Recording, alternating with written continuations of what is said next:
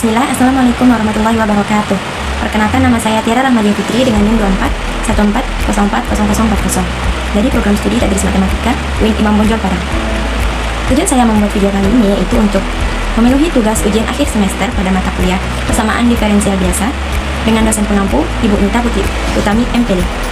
Oke, yang pertama kita masuk ke slide mengenai definisi transformasi Laplace. Kita masuk ke materi pertama kita, yaitu definisi transformasi Laplace.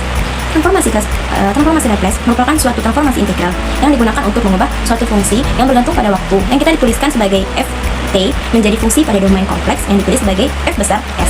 Dengan kata lain, transformasi ini mengubah suatu fungsi di domain waktu menjadi fungsi di domain kompleks, sehingga penyelesaian persamaan diferensial menjadi lebih bermakna dan lebih sederhana karena dapat diubah menjadi persamaan aljabar. Oke, selanjutnya itu rumus dari transformasi Laplace. Secara matematis, transformasi Laplace dituliskan sebagai berikut, yaitu yang mana lambang L ini dibaca yang mana lambang dari L ini dibaca transformasi Laplace. Transformasi Laplace dari f t sama dengan integral dari 0 menuju tak hingga e pangkat negatif s kali t dikalikan dengan ft terhadap dt. Hasilnya adalah f besar s. Lalu selanjutnya yaitu rumus ini menunjukkan bahwasanya suatu fungsi waktu yang mana ft diubah menjadi fungsi baru yaitu f besar s melalui proses integral. Lalu di sini saya akan menjelaskan simbol-simbolnya satu-satu, yaitu yang pertama ada simbol seperti L, yang mana ini dibaca yang mana tanda L ini yang bergaya seperti ini dibaca transformasi Laplace atau operator Laplace. Artinya, simbol ini menunjukkan bahwasanya fungsi yang berada di dalam kurung akan ditransformasikan menggunakan metode Laplace. Selanjutnya yang kedua yaitu lambang ft, yang mana bentuk ft ini dibaca f dari t. Huruf f ini menyatakan suatu fungsi, sedangkan t menunjukkan variabel waktu. Jadi ft ini adalah fungsi yang masih berada pada domain waktu. Selanjutnya yaitu yang ketiga, integral. Integral dari 0 menuju tak hingga menunjukkan bahwasanya proses transformasi itu dilakukan mulai dari waktu 0 hingga waktu yang tak terbatas atau tak hingga. Selanjutnya yang keempat yaitu simbol dari e pangkat negatif st, yang mana bentuk e pangkat negatif s itu dikali dengan t disebut faktor eksponensial, di mana bagian ini yang mana berfungsi mengubah fungsi dari domain waktu ke domain kompleks. Selanjutnya yaitu yang nomor 5, dt. Simbol dt ini dibaca terhadap t, artinya proses pengintegralan itu dilakukan terhadap variabel waktu atau t tadi. Lanjut yang keenam, f besar s, yang mana tadi hasil tadi kemudian hasilnya akhirnya ditulis sebagai f dari s atau f besar dari s. Inilah hasil transformasi Laplace yang sudah berada pada domain kompleks. Yang terakhir yaitu variabel s, yang mana variabel s ini merupakan variabel kompleks. Secara umum dituliskan sebagai s sama dengan sigma ditambah j omega, di mana sigma merupakan bagian dari bilangan real, sedangkan j merupakan bagian dari bilangan imajiner.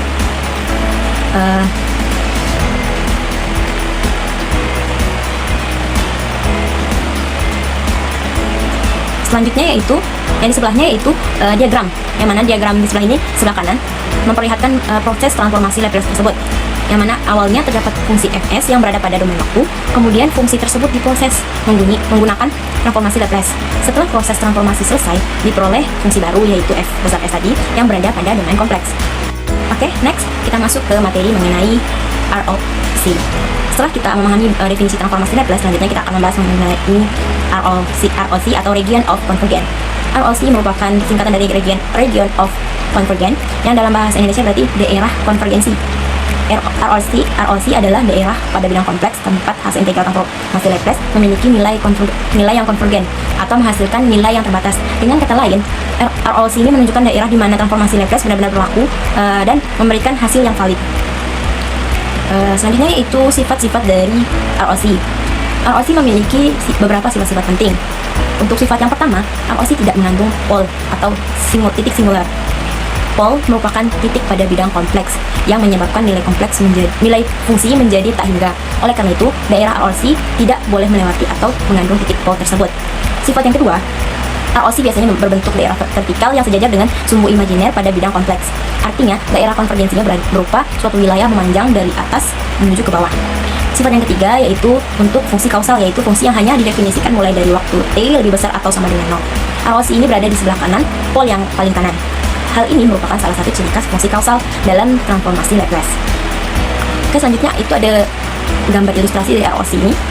Kita perhatikan gambar ilustrasi ROC ini di bagian bawah, yaitu pada gambar pertama terdapat fungsi kausal, yang mana daerah yang diarsir seperti yang kita lihat berada di sebelah kanan. Di sebelah kanan pol paling kanan. Ini menunjukkan bahwasanya semua nilai di sebelah kanan pol tersebut merupakan daerah konvergensinya. Selanjutnya pada gambar kedua terdapat fungsi anti kausal, yakni fungsi yang berlaku untuk waktu sebelum 0 atau T lebih kecil dari 0. Berbeda dengan fungsi kausal, daerah ROC ini berada di sebelah kiri pol paling kiri. Nah, sedangkan pada gambar ketiga merupakan fungsi dua sisi. Pada kondisi ini, ROC berada di antara dua buah pol, sehingga daerah konvergensinya terletak di bagian tengah.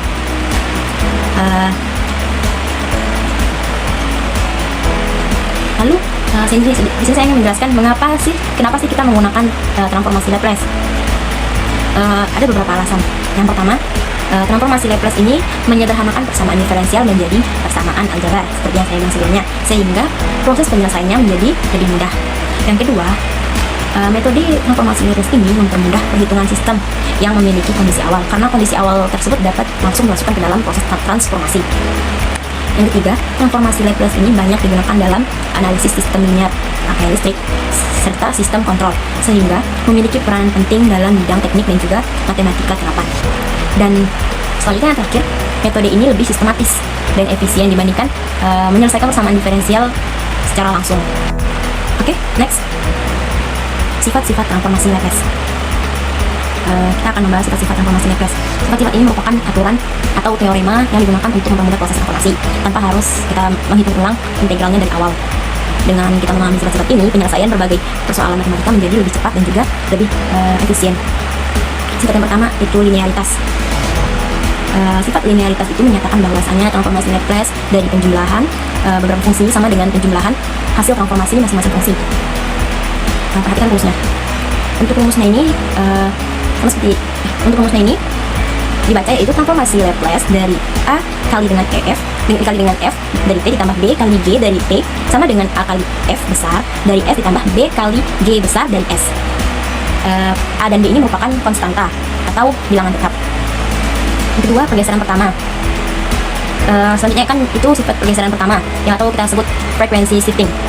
Sifat ini digunakan apabila suatu fungsi dikalikan dengan eksponensial E pangkat AT. Untuk rumusnya sendiri dibaca transformasi Laplace dari E pangkat AT dikalikan F dari T sama dengan F besar S dikurangi A. Artinya adanya faktor eksponensial yang menyebabkan variabel S tersebut bergeser menjadi S dikurangi A.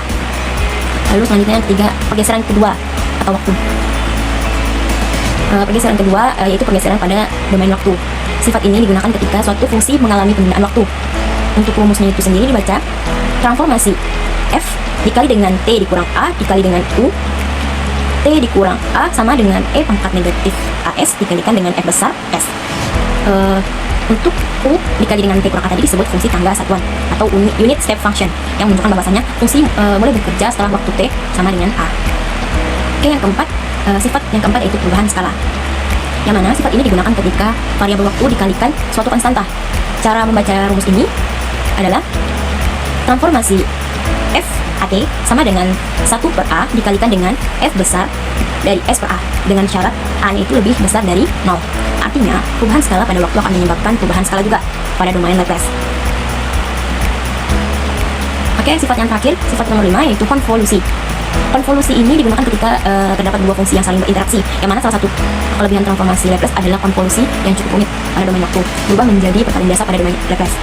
Untuk rumus konvolusi ini sendiri yaitu transformasi Laplace dari konsolusi F dan G sama dengan F besar dari S dikalikan dengan G besar dari S. Kemudian rumus di bawahnya itu merupakan definisi matematis dari operasi konvolusi. Selanjutnya transformasi turunan, di mana di bagian sebelah kanan terdapat transformasi turunan. Sifat ini sangat penting karena digunakan untuk menyelesaikan persamaan diferensial. Untuk turunan pertama dari transformasi Laplace dari turunan pertama F terhadap T sama dengan S kali F besar dari S dikurangi F0. Yang mana di sini F0 ini menunjukkan nilai awal suatu fungsi saat T sama dengan 0. Selanjutnya itu turunan kedua yang mana transformasi Laplace dari turunan kedua atau F double aksen terhadap T sama dengan S kuadrat dikali dengan F besar S dikurangi dengan S kali F0 dikurangi F aksen 0. Nantinya yaitu turunan ke N, yang mana rumus tersebut merupakan bentuk umum untuk turunan ke N. Artinya rumus-rumus ini dapat digunakan untuk turunan berapapun, tidak hanya turunan pertama ataupun turunan kedua. Oke, yang selanjutnya itu transformasi integral, yang mana sifat ini digunakan ketika fungsi berada dalam bentuk integral. Untuk rumusnya yaitu transformasi Laplace dari integral 0 sampai TF terhadap D tau sama dengan F besar dari S dibagi S. Untuk keterangan tersebut gambar dari T itu yaitu dibaca tau, yaitu variabel integrasi agar tidak tertukar dengan variabel waktu. Jadi simbol seperti T itu dibaca tau. Untuk selanjutnya itu derivatif Laplace. Ini adalah sifat yang terakhir, yaitu sifat ini menunjukkan bahwasanya hubungan antara perkalian fungsi dengan variabel waktu pada domain waktu dan turunan terhadap variabel S pada domain Laplace. Untuk rumus dari ini, rumusnya itu transformasi Laplace dari T dikalikan dengan Ft sama dengan negatif turunan dari F besar S terhadap S. Itulah sifat-sifatnya. Oke, next. Selanjutnya itu tabel transformasi Laplace. Tabel ini berisi pasangan antara fungsi pada domain waktu, yaitu Ft, dengan hasil transformasi Laplace-nya pada domain kompleks, yaitu Fs. Tabel ini sangat penting karena dalam praktiknya kita perlu untuk menghitung transformasi Laplace menggunakan integral setiap saat yang menggunakan tabel ini sebagai turunannya. Kita cukup menentukan fungsi yang kita ketahui dengan rumus yang terdapat pada tabel. Yang pertama yaitu baris pertama ini menunjukkan bahwasanya apabila fungsi waktunya adalah 1 atau fungsi konstan, maka hasil transformasi Laplace-nya adalah 1 per S dengan syarat S-nya adalah lebih dari 0. Untuk rumusnya itu transformasi Laplace dari 1 sama dengan 1 per S. Untuk yang kedua, pada baris kedua terdapat fungsi T, yang mana transformasi Laplace dari T menjadi 1 per S kuadrat. Untuk rumusnya itu transformasi Laplace dari T sama dengan 1 per S kuadrat. Oke, next yang ketiga yaitu untuk fungsi T kuadrat, yang mana nanti hasil transformasinya menjadi 2 per S pangkat 3. Untuk rumusnya akan dapat kita lihat di tabel, yaitu transformasi Laplace dari T kuadrat sama dengan 2 per S pangkat 3. Terus selanjutnya yaitu baris keempat yaitu bentuk umum T pangkat dari N. Rumus ini berlaku untuk semua pangkat positif atau 0. Hasil transformasi Laplace ini adalah N faktorial dibagi S pangkat N ditambah 1. Seperti yang kita lihat di tabel, bahwasanya rumusnya itu transformasi Laplace dari T pangkat N sama dengan N faktorial dibagi S pangkat N tambah 1. Di sini saya jelaskan sedikit, yaitu di mana N faktorial ini merupakan hasil perkalian bagi bilangan dari 1 sampai N. Oke, selanjutnya yaitu pada nomor 5, baris 5, yaitu terdapat fungsi eksponensial E pangkat AT. Transformasi Laplace dari fungsi ini adalah 1 per S dikurangi A, seperti yang ada di tabel, yaitu rumusnya itu transformasi Laplace dari E pangkat AT sama dengan 1 per S dikurangi A. Selanjutnya itu baris ke-6, yang mana apabila fungsi tersebut dikalikan dengan T, maka hasil transformasinya berubah menjadi 1 per S dikurangi A kuadrat. Oke, next yang selanjutnya itu yang nomor 7 adalah fungsi trigonometri, yaitu sin AT. Transformasi Laplace-nya menjadi A dibagi S kuadrat ditambah A kuadrat. Untuk rumusnya di tabel yaitu dibaca transformasi Laplace dari sinus AT sama dengan A per S kuadrat ditambah dengan A kuadrat. Selanjutnya yaitu nomor 8. Sedangkan untuk cos AT, hasil transformasi Laplace-nya adalah S per S kuadrat ditambah dengan A kuadrat. Seperti yang kita lihat di tabel, rumusnya itu dibaca transformasi Laplace dari cosinus AT sama dengan S per S kuadrat ditambah A kuadrat. Oke, yang ke-9, selanjutnya itu terdapat gabungan fungsi eksponensial dan juga sinus. Transformasi Laplace dari E pangkat AT dikalikan sinus BT menghasilkan B dibagi S dikurangi A kuadrat ditambah B kuadrat. Selanjutnya yaitu yang terakhir, nomor 10.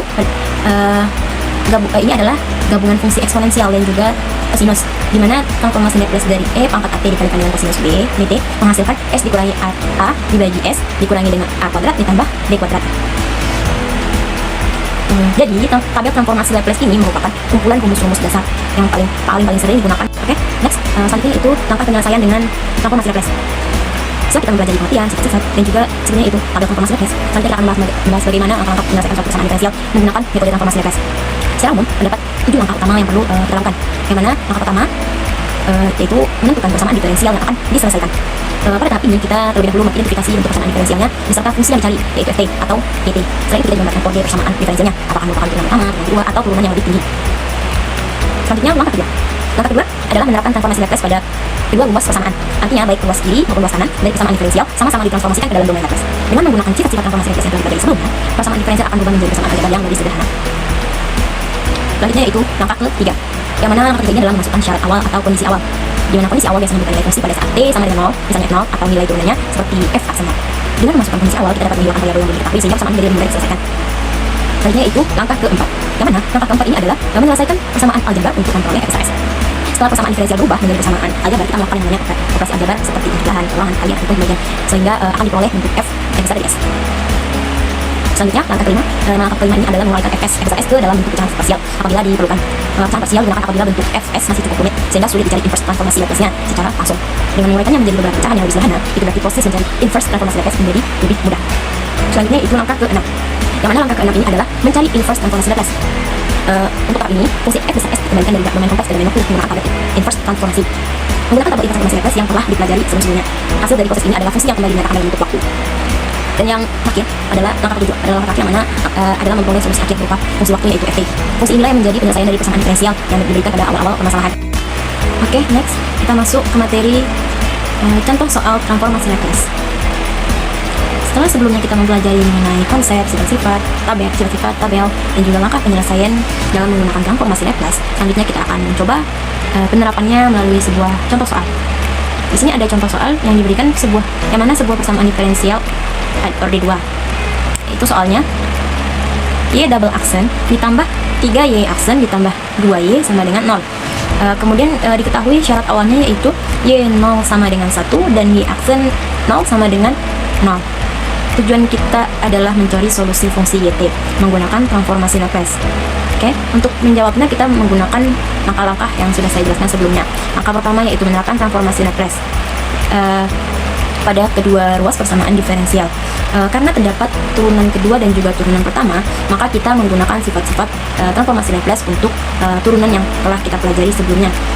Sehingga persamaan diferensial berubah menjadi bentuk aljabar pada domain S, yaitu S kuadrat Y dari S dikurangi S kali Y0 dikurangi Y aksen 0 ditambah 3 dikali SY dari S dikurangi Y0 ditambah 2Y dari S sama dengan 0. Setelah kita sampai tahap ini, persamaan diferensial berarti sudah berhasil diubah menjadi persamaan aljabar. Oke, untuk selanjutnya langkah kedua yaitu memasukkan syarat awal tadi, yang mana yang sudah diketahui sebelumnya bahwasanya syarat awalnya adalah y0-nya itu sama dengan 1 dan y aksen 0-nya itu sama dengan 0. Setelah nilai tersebut disubstitusikan ke dalam persamaan, maka diperoleh s kuadrat y dari s dikurangi s ditambah 3 dikali kurung yaitu sy dari s dikurangi 1 ditambah 2y dari s sama dengan 0. Kemudian semua suku yang memuat ys dikumpulkan sehingga diperoleh s kuadrat ditambah 3s ditambah 2 dikalikan ys sama dengan s ditambah 3. Oke, untuk langkah selanjutnya yaitu menentukan ys tadi, yang mana dengan membagi kedua ruas menggunakan s kuadrat ditambah 3s ditambah 2, sehingga diperolehlah ys sama dengan s ditambah 3 dibagi s ditambah 1 dikalikan s ditambah 2. Lalu langkah keempat yaitu pemecahan parsial. Karena bentuk ys ini masih berupa pecahan yang cukup kompleks, maka kita menggunakan metode pecahan parsial. Untuk hasil penguraiannya yaitu menjadi 2 per s ditambah 1 dikurangi 1 per s ditambah 2. Karena bentuk ini jauh lebih mudah untuk dicari transformasi Laplace nantinya. Oke, yang selanjutnya itu langkah kelima, kita inverse transformasi Laplace tersebut. Langkah ini yaitu mencari inverse transformasi Laplace dengan menggunakan tabel transformasi Laplace. Kita ingat lagi menggunakan tabel transformasi Laplace itu dari tabel yang kita sudah ketahui sebelumnya bahwasanya 1 per s ditambah a akan berubah menjadi e pangkat negatif at, sehingga diperoleh hasil akhirnya itu y t sama dengan 2 e pangkat negatif t dikurangi e pangkat negatif 2t. Inilah solusi persamaan diferensial yang kita cari. Terdapat sebuah kotak di sebelah kanan. Kotak di sebelah kanan ini menjelaskan bahwasanya langkah-langkah penyelesaian seperti yang tadi dapat diterapkan pada persamaan diferensial dengan order berapapun, order 1, 2, atau berapapun, selama persamaan tersebut merupakan sistem linear dan juga kondisi awalnya itu diketahui. Jadi melalui contoh soal tersebut dapat dilihat bahwasanya transformasi Laplace itu mampu mengubah persamaan diferensial yang sebelumnya cukup rumit menjadi persamaan aljabar yang lebih sederhana. Setelah diselesaikan pada domain S, hasilnya pun dikembalikan ke domain waktu menggunakan inverse transformasi Laplace, sehingga diperolehlah solusi akhirnya yaitu berupa fungsi YT. Setelah transformasi Laplace ini kita terapkan, dan juga kita substitusikan syarat awalnya, kemudian kita kumpulkan suku-suku yang memuat YS tadi, sehingga diperolehlah bentuk YS. Selanjutnya dilakukan pecahan parsial agar mudah kita cari inverse transformasi Laplace-nya, dan akhirnya kita peroleh solusinya yaitu YT sama dengan 2E pangkat negatif T dikurangi E pangkat negatif 2T. Oke, selanjutnya kita masuk kepada contoh soal yang kedua. Misalkan diberikan persamaan diferensial di mana Y double aksen ditambah 5Y aksen ditambah 6Y sama dengan 0. Dengan syarat awalnya yaitu Y0 sama dengan 2 dan Y aksen 0 sama dengan 1. Untuk langkah-langkah penyelesaiannya yaitu langkah pertama kita terapkan dulu transformasi Laplace pada kedua ruas persamaan tersebut. Maka diperolehlah S kuadrat YS dikurangi S kali Y0 dikurangi Y aksen 0 ditambah 5 dikali YS dari S dikurangi Y0 ditambah 6Y dari S sama dengan 0. Langkah kedua, kita substitusikan syarat awalnya. Karena diketahui Y0 itu sama dengan 2 dan Y aksen 0 itu sama dengan 1, maka persamaan tersebut menjadi S kuadrat Y dari S kuadrat YS dikurangi 2S dikurangi 1 ditambah 5 dikali YS dikurangi 2 ditambah YS sama dengan 0. Kemudian kita kumpulkan semua suku yang memuat YS S, sehingga diperolehlah S kuadrat ditambah 5S ditambah 6 dikalikan dengan YS sama dengan 2S ditambah 11. Selanjutnya langkah ketiga, kita mencari nilai Y dari S, sehingga diperolehlah Y dari S sama dengan 2S ditambah 11 dibagi S ditambah 2 dikali S ditambah 3. Selanjutnya langkah keempat, karena bentuknya masih berupa pecahan yang cukup kompleks, maka kita uraikan ke dalam pecahan parsial, sehingga diperolehlah hasilnya itu 7 per S ditambah 2 dikurangi 5 per S ditambah 3. Dan langkah yang terakhir, kita lakukan inverse transformasi Laplace. Berdasarkan tabel transformasi Laplace sebelumnya, 1 per S ditambah 2 berubah menjadi E pangkat negatif 2T. 1 per S ditambah 3 berubah menjadi E pangkat negatif 3T, sehingga diperolehlah solusi akhirnya yaitu YT sama dengan 7 E pangkat negatif 2T dikalikan 5 E pangkat negatif 3T. Dengan demikian, solusi dari persamaan diferensial tersebut adalah YT sama dengan 7E pangkat negatif 2T dikurangi 5E pangkat negatif 3T. Untuk contoh kedua ini menunjukkan bahwasanya setelah persamaan diferensial diubah ke domain Laplace, diperoleh proses penyelesaiannya menjadi lebih sederhana karena hanya melibatkan operasi aljabar. Kemudian hasilnya dikembalikan ke domain waktu menggunakan inverse transformasi Laplace. Oke, next. Di sini saya sudah menyediakan 2 soal latihan yang dapat dikerjakan. Anda dapat melihat referensinya atau pedomannya di bagian langkah-langkah sebelumnya tadi dan juga pada tabel transformasi Laplace tersebut. Selamat mengerjakan. Baik, itulah 2 soal yang berkaitan dengan transformasi Laplace. Oke, next. Selanjutnya yaitu saya akan menjelaskan mengenai penerapan transformasi Laplace. Transformasi Laplace ini kan bukan hanya dipelajari sebagai konsep matematika, tapi juga banyak digunakan dalam berbagai bidang teknik dan juga sains. Alasan utamanya adalah karena transformasi Laplace ini dapat mengubah persamaan diferensial yang rumit menjadi persamaan aljabar yang lebih mudah diselesaikan. Untuk penerapannya yaitu yang pertama adalah rangkaian listrik. Penerapan pada rangkaian listrik atau RLC. Penerapan yang pertama adalah pada rangkaian listrik RLC, yaitu rangkaian yang terdiri dari resistor, induktor, dan juga kapasitor. Dalam rangkaian seperti ini, hubungan antara arus dan juga tegangan biasanya dinyatakan dalam bentuk persamaan diferensial. Nah, dengan menggunakan transformasi Laplace tersebut, persamaan tersebut diubah ke dalam domain S, sehingga penghitungan arus dan juga tegangannya menjadi lebih sederhana. Terutama jika kondisi awalnya, misalnya kapasitor sudah memiliki muatan atau indikator sudah memiliki arus sebelum rangkaian tersebut bekerja. Jadi pada rangkaian listrik ini, transformasi Laplace berfungsi untuk mempermudah analisis arus dan juga tegangan. Lalu yang kedua ada sistem mekanik. Penerapan berikutnya adalah pada sistem mekanik. Misalnya, sistem yang terdiri dari massa, gas, dan juga peredam yang telah kita pelajari di masa SMA. Sistem ini juga menghasilkan persamaan diferensial karena melibatkan gerakan dan juga gaya. Dengan transformasi Laplace, analisis gerakan benda menjadi lebih mudah karena semua perhitungan dilakukan pada domain S, sehingga kita dapat mengetahui bagaimana sistem merespon suatu gaya yang diberikan. Artinya, baik pada sistem listrik maupun sistem mekanik, transformasi Laplace ini sama-sama digunakan untuk menyederhanakan perhitungan. Selanjutnya yaitu yang ketiga, sistem kontrol. Sistem kontrol digunakan pada berbagai alat otomatis yang mana seperti kecanggihan sekarang yaitu robot, kendaraan otomatis maupun mesin industri. Dalam bidang ini transformasi request juga digunakan untuk menentukan fungsi alih atau transfer function, yaitu hubungan antara masukan dan juga keluaran suatu sistem. Dari fungsi alih tersebut kita dapat menganalisis apakah sistem tersebut stabil atau tidak. Dengan kata lain, transformasi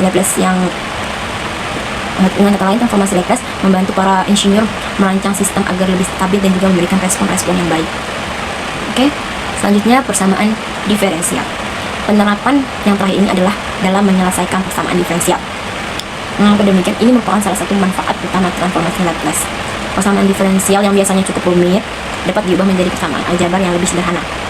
Setelah diselesaikan di domain S, hasilnya kemudian dikembalikan ke bentuk semula menggunakan transformasi Laplace inverse.